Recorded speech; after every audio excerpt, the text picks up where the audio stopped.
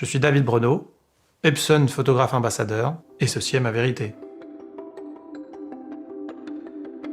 Ce que j'aime bien retrouver dans le reportage de mariage, la vérité que j'aime bien retranscrire, c'est justement la vérité des émotions. Si on n'a pas le moment, le regard, l'instant T, en fait, on n'a rien. C'est l'histoire de cette journée et c'est vraiment ce qui doit ressortir de notre travail en tant que reportage. C'est ça qui rend intéressant aussi la journée d'un reportage de mariage, c'est qu'on est parfois à l'affût de l'instant, du moment, et parfois on est dans la réflexion de la composition, dans la réflexion d'une image, tel ou tel type de photo qu'on a envie de faire. Et tous les instruments, tous les appareils photo, que ce soit du numérique, de l'argentique, ne vont pas nous permettre d'améliorer cette photo, même en post-production. C'est plus à moi, au moment de la prise de vue, d'aller chercher le bon angle, d'aller travailler la meilleure composition possible, pour éviter justement de manipuler trop les images. Le moment qui pour moi a été un déclic dans ma carrière, c'est la rencontre avec le photographe américain David Jay, qui m'a fait comprendre justement à cette période-là qu'on pouvait faire de la photographie de mariage, de la photographie d'art, et c'est ce moment-là qui a été vraiment un instant décisif dans ma carrière.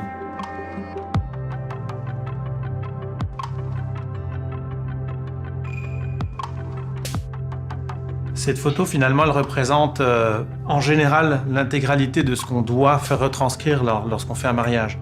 Ce que j'aime particulièrement sur cette photo-là, c'est les instants. Ça, c'est un moment précis dans la journée d'un mariage, c'est juste après la cérémonie, où la maman vient prendre dans ses bras sa fille. Et quand je disais qu'il faut être présent, il faut être entraîné, entre guillemets, à se positionner, à trouver le bon angle, l'angle parfait aussi par rapport à l'arrière-plan. Et puis parfois aussi bousculer un petit peu, se faire sa place pour être sûr d'être là lorsque ça va arriver. En tant que photographe de mariage, en tant que photographe tout court, ce qui est essentiel pour moi, c'est l'impression. Je n'imagine pas une photo sans l'avoir imprimée. C'est vraiment le métier de photographe d'ailleurs.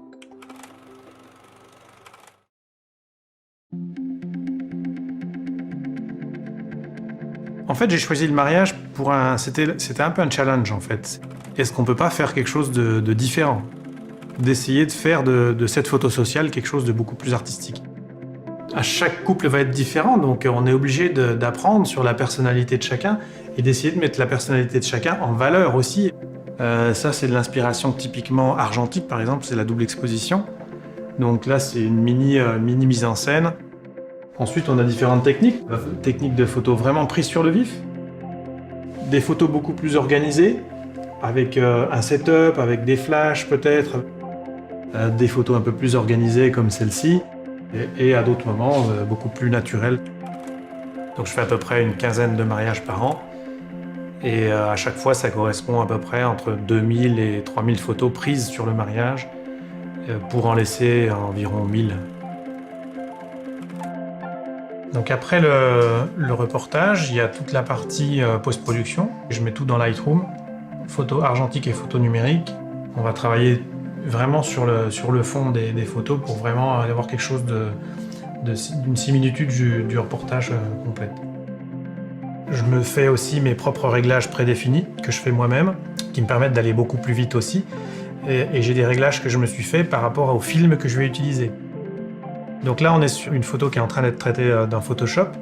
Toujours pareil, toujours l'effet un peu dodge and burn. On va assombrir les parties trop claires.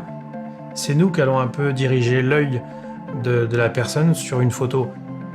Et si on voit le avant-après, finalement, on a un travail qui change complètement la perspective de la photo pour une mise en scène un peu spectaculaire, quoi.